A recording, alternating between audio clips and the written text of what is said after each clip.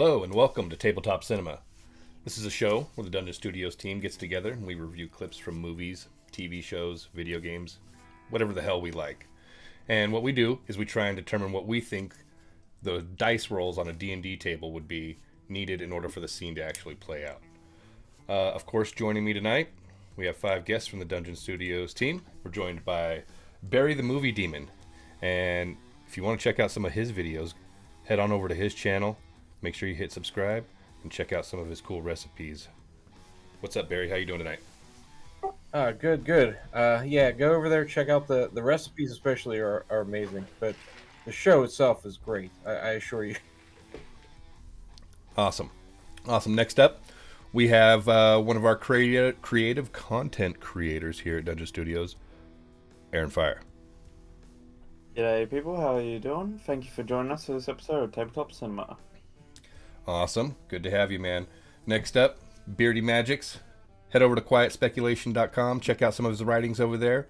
He's one of our newest writers here. He's going to be putting down some stuff for us here. Glad to have you. How you doing?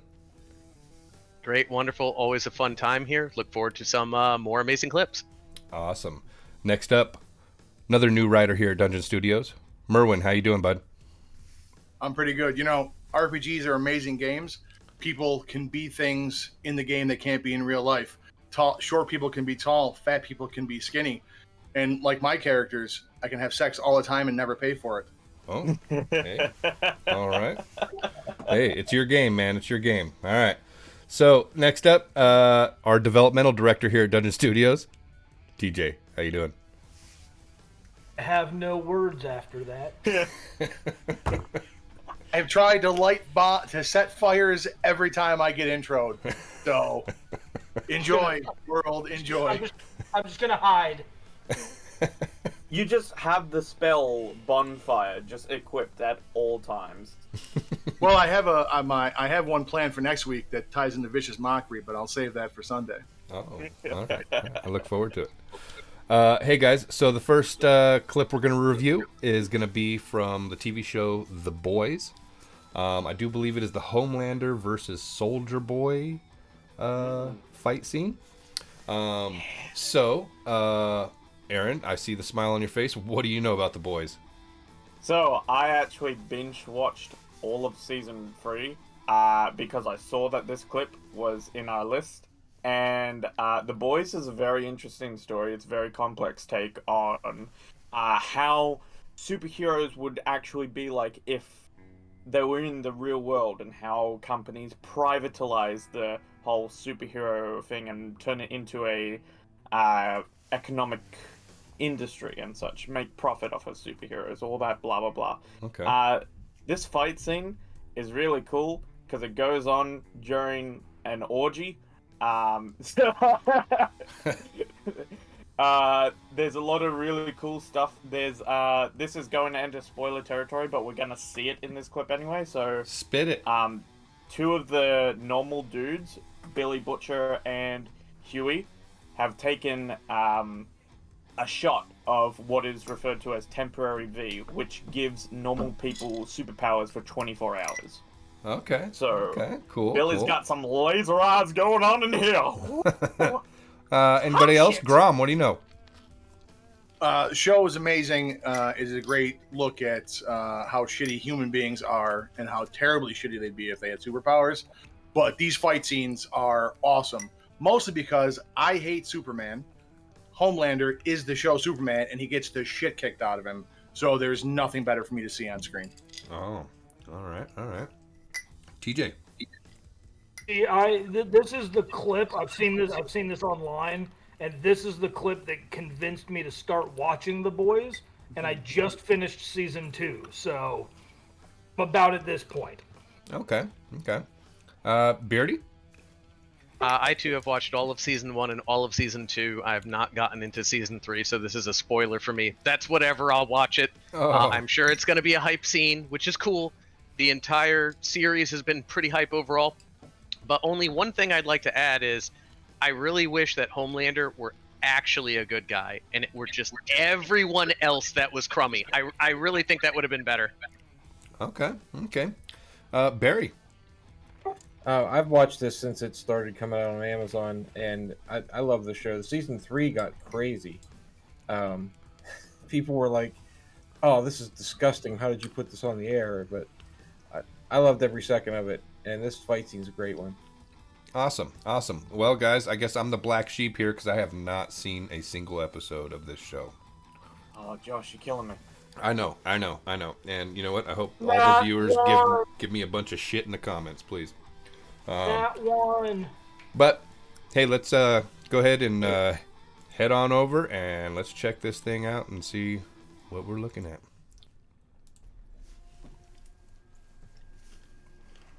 William Butcher and Soldier Boy. Of course. You are behind this whole thing. Is that Commander Riker? It really is all about me. Yeah, No, it's Aomir of the Rittermark. To fight Yeah. to the death. yeah. Carl Urban's great in everything he's in. This is cheating. Yes. Deals I loved him in Doom. Oh shit! What the fuck was It's that? a dude. It's a dude who got fed too many candies when he was a kid.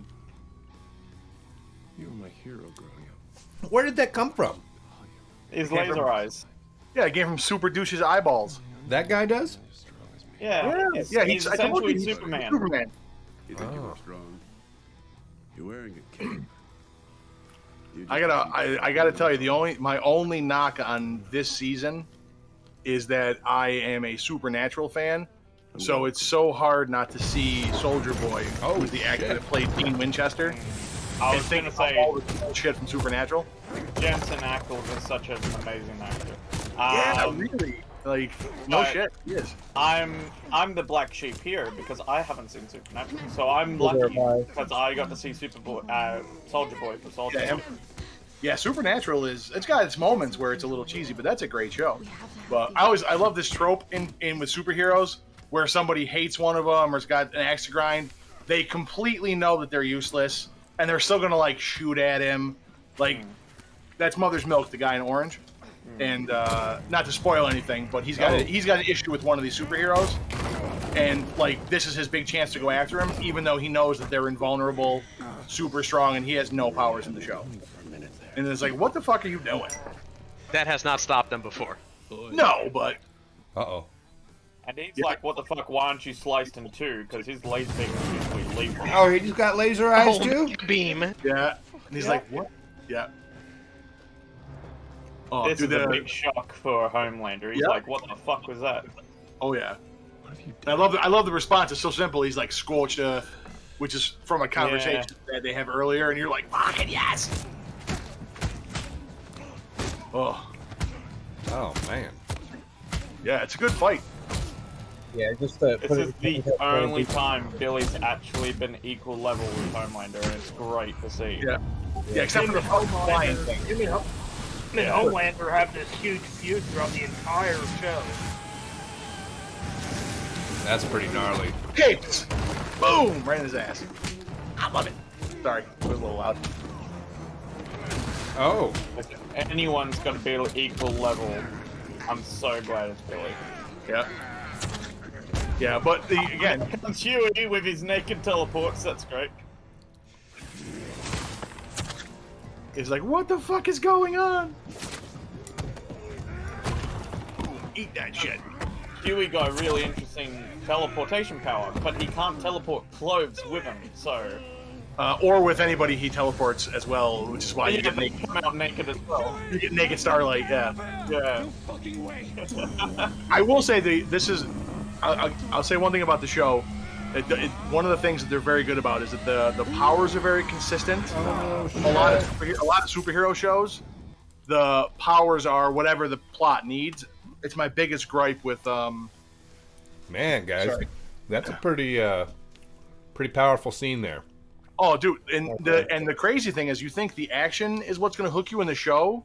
No, it is all of the interactions with the characters. It's a very dramatic show, and you're hanging on what's going to happen, and they don't drown you in superhero moments. I mean, there's some of that shit, but it's so compelling. It's awesome. A lot of what hooks you into the show is more the dialogue and the politics more than anything. It's got that very Game of Thrones vibe because like you're surrounded. There's a lot of normal people in the show that are surrounded by superheroes that are arrogant and just angry at blah blah blah, and very short fuses. So if they say the wrong thing around them, they could be decapitated. They could be like completely obliterated. All this bullshit. So there's like these moments where you genuinely are scared for some of these characters.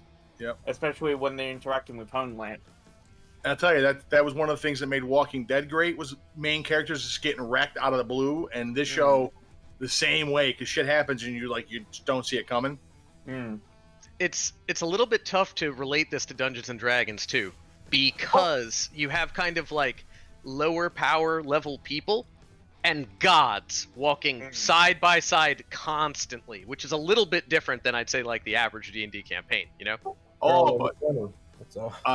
I would counter, sir. I have a counterpoint. I was thinking, from a rule standpoint, I agree with you that these people are not on the same level.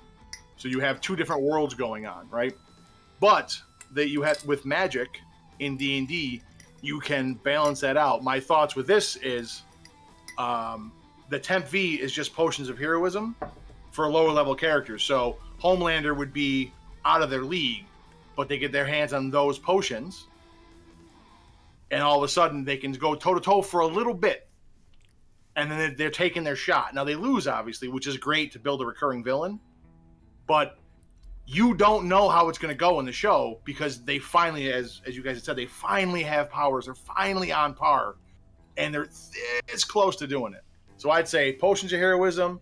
You surprise the big bad guy because he doesn't know you have those. You take your shot.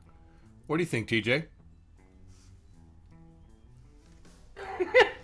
It's hard to say. I mean, everything that I was thinking has pretty much been covered.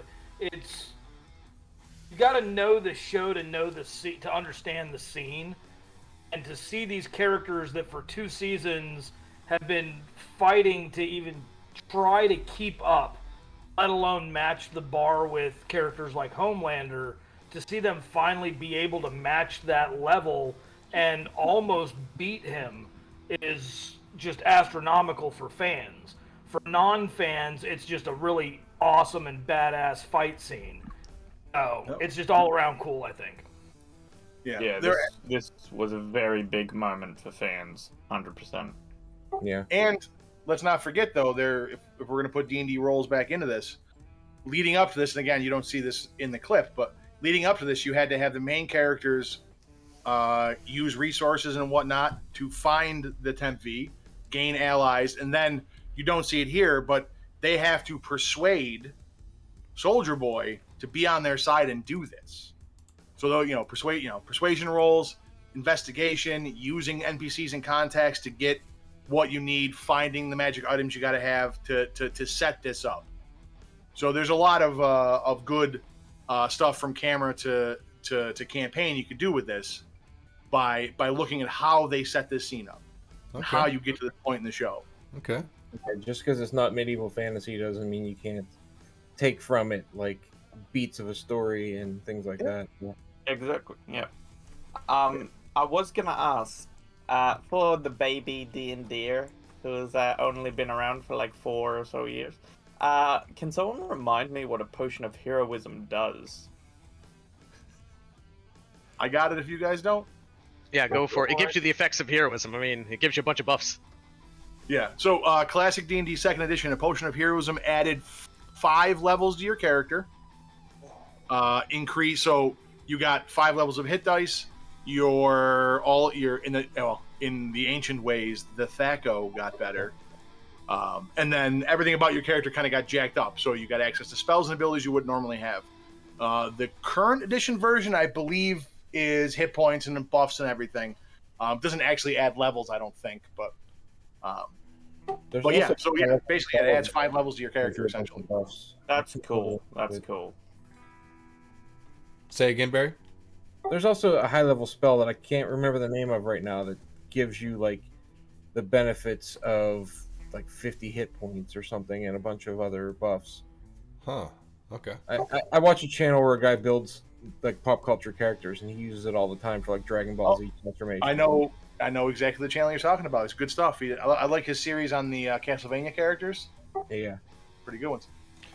So Those are magic items. So these characters here, so you know, they're lower level. What would we classify them as? Anybody got any ideas for a class for these guys? I So, definitely. Fighter.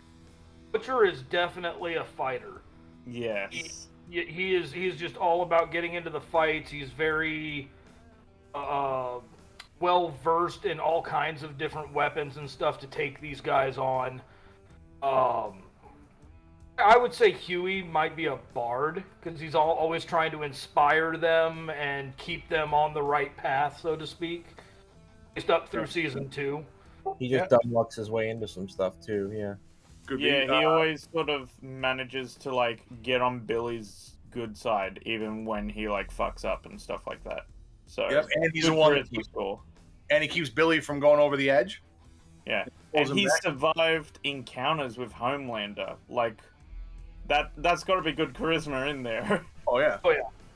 And then Mother's Milk, you don't see him. He's the dude in pink in this one, but he's the team medic, so definitely be a cleric.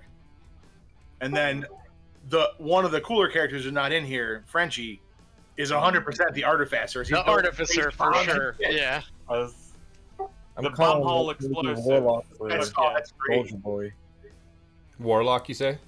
I'm still like Hexblade Warlock, maybe. Yeah. Oh, okay, yeah. Yeah, I think he's not well, multi-class maybe, but you know, he's or might be a fallen paladin because he was straight Maybe. fighter type. He didn't have the chest blast thing until after the Russian stuff happened. I don't think.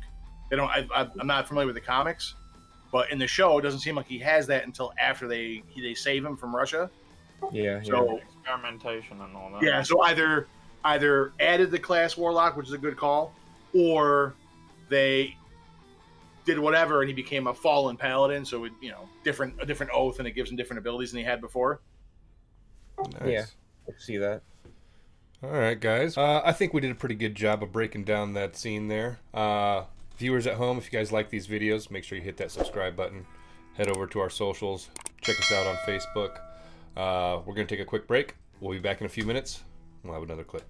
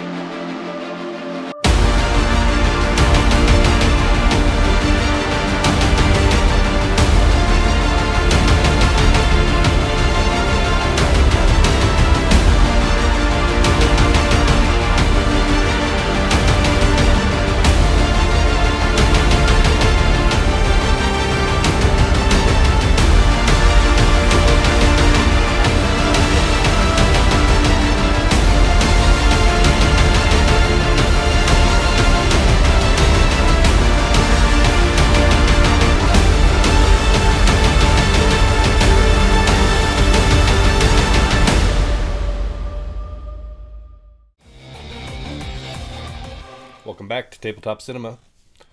Our next scene here is going to be from the video game Ryze Son of Rome. Now, of course, we're joined by our panel of guests here. And let's see. So, guys, you know, what do you guys know about Ryze Son of Rome? I personally haven't played the game. I've seen the clip. It looks extremely cool. So I'm curious to see what some of you guys think. Let's start with TJ. Have you played this game? Do you know anything about it? I haven't played the game. I remember the trailers when it came out. It was something I always wanted to play, but it's an Xbox exclusive. I don't have Xbox, so of course I can't play it. Gotcha. Let's see, Aaron, you're a video gamer. What do you know about this thing? The trailers were phenomenal on it. I'm really into like the Roman Legion and all that type of stuff, so this was one that definitely piqued my interest. I did manage to get to play it, but because it was an Xbox exclusive and your boy was a PlayStation player, I sort of lost interest and moved on to all the better PlayStation games. And I only got a little bit into it. Okay. but it was kind of fun. Cool. Beardy, any experience with it? Never played it. I have seen the clip though, and it is an amazing clip. So that's all I need here. I'm sure this was a fun game to play. I'm sure it was super badass. Awesome. Barry, any experience? Not really. No, I remember when it came out, and I looked at it and said, "Wow, that looks really good." And then I just kind of forgot to buy it and play it. All right, Merwin. No, same boat. It was an early release for the next gen console at the time. Looked gruesome and awesome, and it got put on the stack with all of the other ones in this batch, and never quite made it on top of the playlist. Okay, all right. Well, I haven't played it either, so don't feel bad. But the scene does look really, really cool, and it makes me want to play it. So let's check it out. Yeah. This kicking soundtrack too. Wow. Yeah, I'm already sold based on the It music. looks great for all the games. That look right there. I like the it's got kind of the precursor to the Batman parry system from the Arkham games. You get the little flash. Oh. Or technically, it could be the advanced version of the Dragon's Lair system. Dragon's Lair. Put your Yeah. head up. Yep. Look at him. Oh. All I can think of right there is the Hound in Game of Thrones when he fucking axes the guy and he's like, "Any last words?" He's like, "Cut Through the your shit, hand. dying." You know that kills it. Oh my goodness. Here he goes. I'm doing absolutely nothing. Oh my god, straight in the jugular. That's brutal, man. Yep. Oh yeah. Oh. This soundtrack, it reminds me of Doom. It is very Yeah, doomish. It does, a little head bash on the knife. Oh, I think the shield grip is a historically accurate thing. I like many people was suckered in by Hollywood, where you get the kind of across the forearm nonsense with the shields, and then I spent a little bit of time doing, HEMA stuff, Oh. He got and they stuck. hold the shield like that. Yep, eat it. Oh, that one got him in the shoulder. Alright, good. Once again, though, thankfully for our hero, the bad guys fight on the one-at-a-time honor system. Oh, No reason to gang up and murder anybody or anything. oh my god, that was sick. Yep. The bodies just all over the floor behind him. Here we go. 2-on-1. See, no honor system. Go. Get it. Oh. All right. Not gonna lie, I think we might have used a little too much slow mo in this game. Just throwing it out there. Like, not everything's got to be a cutscene. Oh, did you fuck up? Oh no. Lived. I feel like all the slow mo was inspired by the that movie 300. 300. Yep. I think this segment is like towards the end of the game. So they're like they're getting you ready shit. for like a final cutscene or whatever. Yeah, you're just going in, just wrecking everybody. Oh. Did you see that intimidation? Yeah, man. Yep. Oh, right in the gut too. Oh. Just unbelievable. Wowee. Yeah. Exactly. I know this is one of those games too, where like it would be like it's so gruesome. That's the best part. Oh man, guys, that is Right. gnarly. Makes me really want to play that game.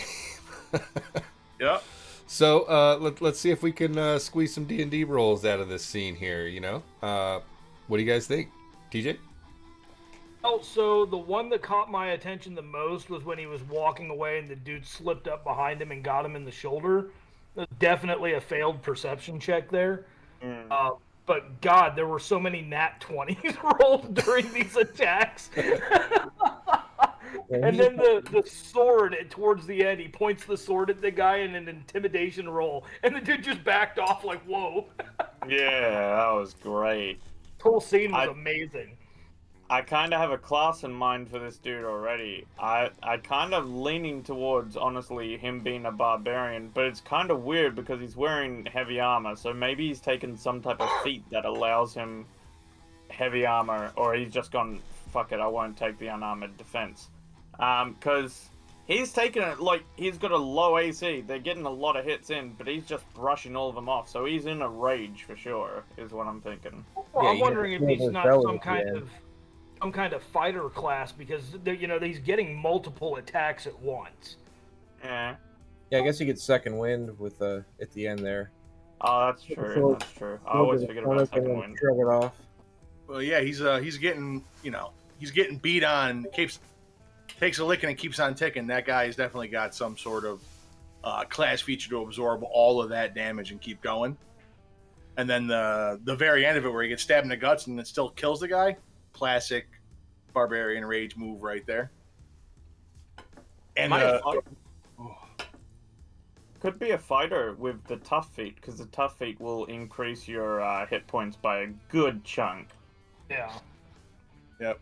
I think with this whole sequence, I think it's a lot of, it'd be a lot of stealth versus perception, and then what you're seeing is the mix of, successful rolls where there is surprise on one side or the other, where there's no surprise, and then you're getting that result. So, as he battles, a guy comes out and he sees him, gets the drop on him, he attacks first, but then misses the next guy, gets stabbed, or he's the one in the bad spot, because there's that ebb and flow in the combat of who gets to react first, who gets the surprise round over and over again. And maybe the armor is enchanted. It's like a magic item type thing that gives him some of these boosts. I don't know. I know Barry's into a lot of the magic stuff, so maybe he's got a better idea than I do. Yeah, I mean, he could have had an artificer's armor on, because I believe they can give it to someone, right? Yeah, possibly. Maybe he's got the reverse anime girl armor.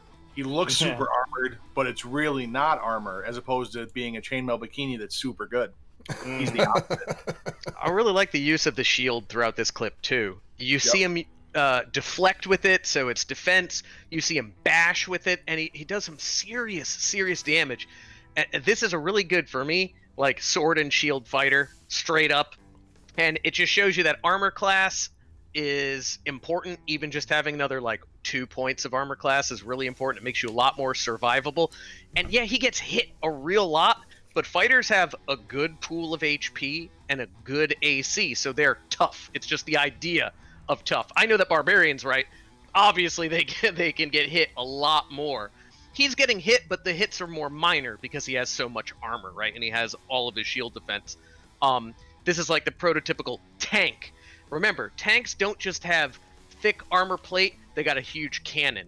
So with that huge cannon, he is one-shotting almost every one of these guys, which is just obscene. So I don't even know, if he's a war master, what kind of fighter he is in specific, but his damage output is also absurd with his armor. I agree, man. I agree. That's that's a really good look at it there, Beardy. Yeah. He's rolling like crazy the whole time too. So his stats are obviously cranked up. Yeah, I don't think I counted more than 2 misses, maybe. He's definitely high level. He's got good to hit stats, and as well as the damage ones. Yeah. Awesome. Anybody else? All right, guys. Well, then I think we're going to go ahead and sum up that clip there. Of course, if you guys like these videos, hit the subscribe button. Check us out on Facebook. We're going to go ahead and take a break, and we'll be back with another clip. Hello, adventurers. Have you come to get your hands on our giveaway? If so, follow the link in the video description to the Dungeon Studios Discord server.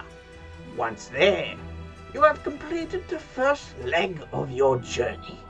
Swiftly make your way past the trolls to the Treasure Vault chat and type in Tabletop Cinema for your chance to win one of 8 Icon of the Realms Boneyard Collection minifigure sets.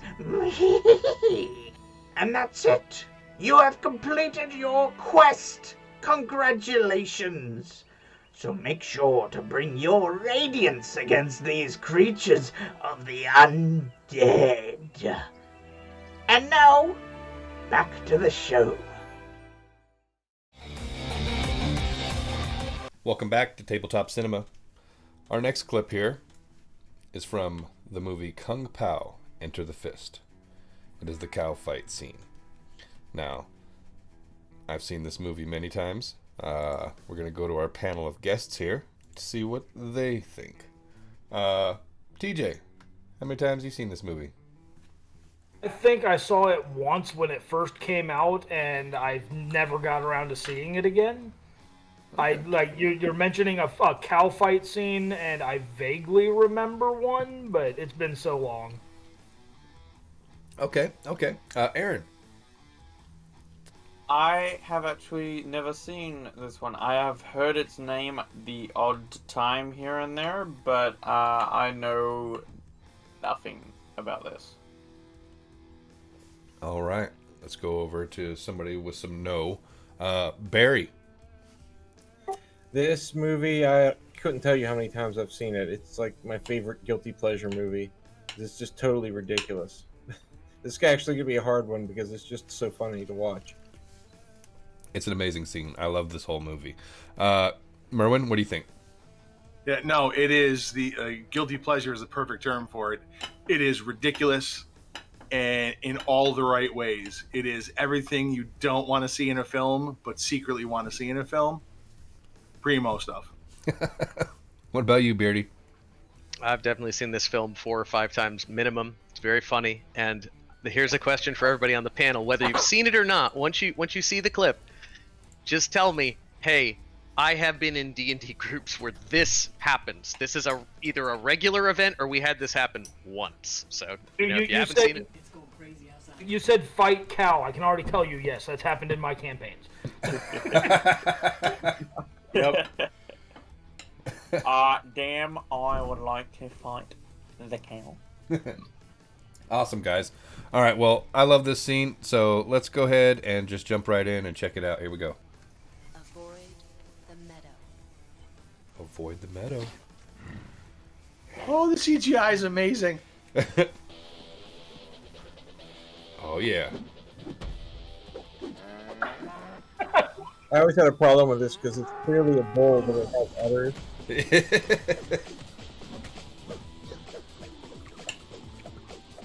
Oh, I love it.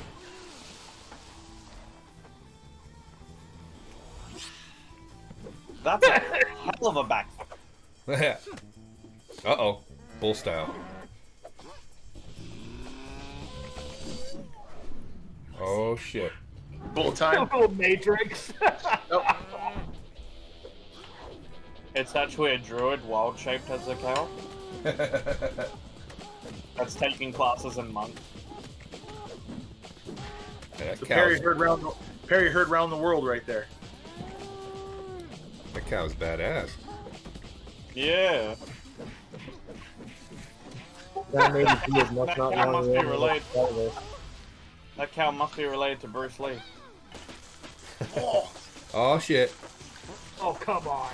What is this? What is it? What is this? A Star Wars film? Vicious mockery right here. No, the milk's not blue. Oh. Uh-oh. I know. Atomic Buster. And welcome to tonight's Oh. He sprayed him. Give it to him. Yeah, there you go.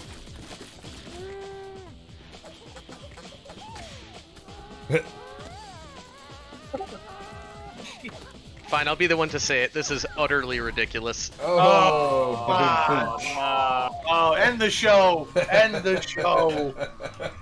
Thank you all for joining us for tonight's Tabletop Cinema. Oh!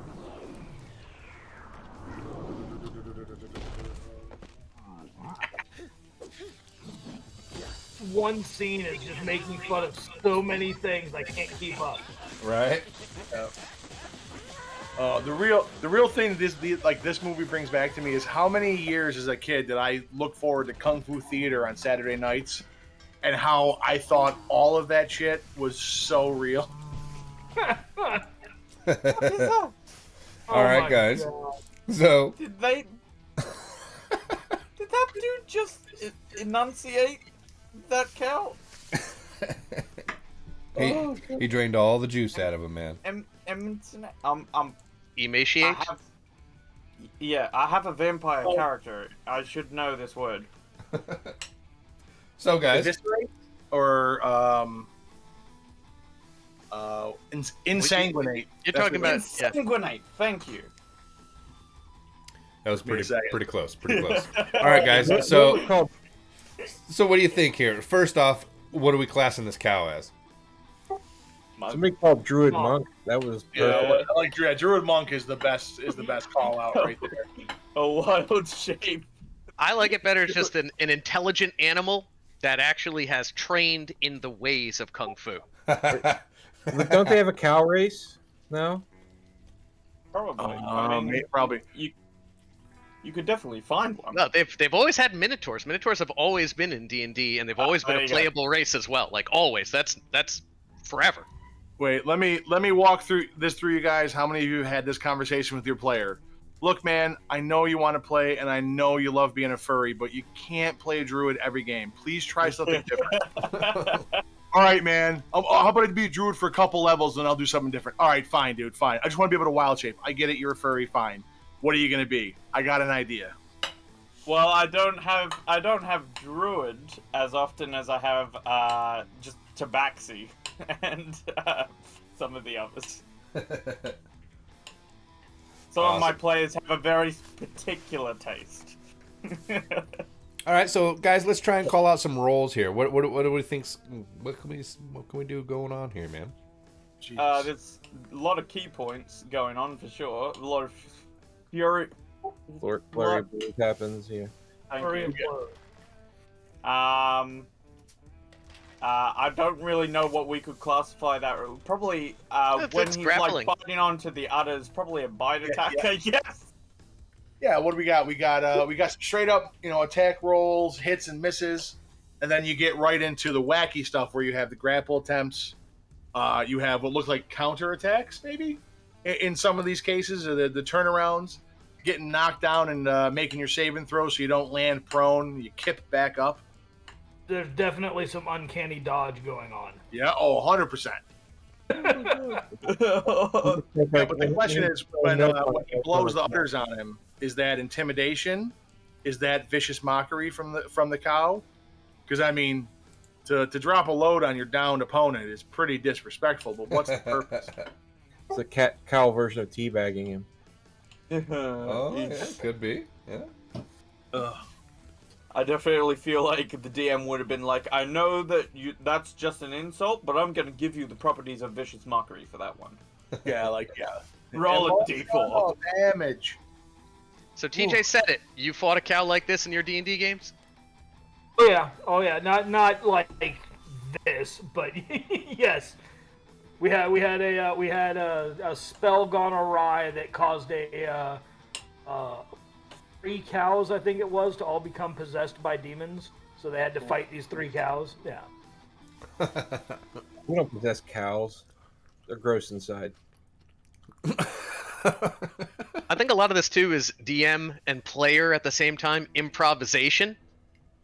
So the player will ask something like, well, can I grab its udders and start milking it? And in that type of game, you're like, I guess so. Grapple it. Make an attack roll. Grapple it. Yeah, you do it. Yeah, we're doing this now, man. Yeah. Or the classic. We're like, well, I'm going to punch the cow. All right, roll 7. You miss. How do I miss a cow? It just stands there. Well, this cow does a backflip when you go to kick it. What? Yeah, it's a ninja cow, bitch. Roll for initiative. I just got this idea in my head that like one of the players is asking the DM IRL for a milkshake. And he's like, dude, I've already bought you snacks for like the last 3 weeks in a row. Like, I can't keep doing. But please, man, I just want a milkshake. Okay, you want a milkshake? Fucking shake the milk yourself. How about it? This could have also been one of those, like, the player's really making me mad, so I'm going to punish him with something stupid. Yeah. And they end up winning. Could be used for that. On that note, Barry, this is one of those scenes where like the DM planned for them to go over here to this city, but they decided, we're going to cut through the pastures this way. Okay, I have nothing planned for that, so you're going to fight a fucking cow. Yeah. Exactly. Insert ninja cow here. Yeah. This is some Witcher 3 bullshit. You kill too many cows, so you go up against the big boss cow. Yeah, the super cow. Forgot about that. It's such an awesome scene, guys. All right, well, I think we broke it down as much as we could. I really enjoyed that one. I had a lot of fun doing that one. Of course, viewers, if you like these videos, hit the subscribe button. Check us out on our socials. That's going to be all we got for tonight. But until next time, this is Tabletop Cinema.